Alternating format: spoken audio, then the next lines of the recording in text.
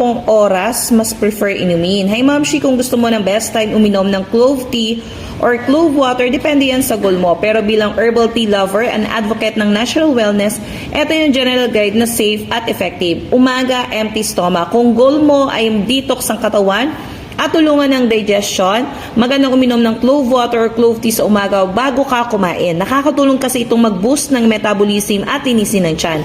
Pwede rin uminom ng clove tea after meals. Perfect naman ang clove tea after kumain, lalo na kung medyo bloated ka or acidic. Nakakatulong kasi ang clove sa digestion at pang-relieve ng gas. Before bed, pwede ka rin uminom ng clove tea or clove water. Lalo na kung may sipon, ubo, o masakit ng tiyan. Ang clove tea kasi ay may anti-inflammatory at antimicrobial properties din na nakakatulong mag-relax at labanan ang bakterya. May natural sedative din ito, kaya nakakatulong din para mas mabilis tayo makatulog sa gabi.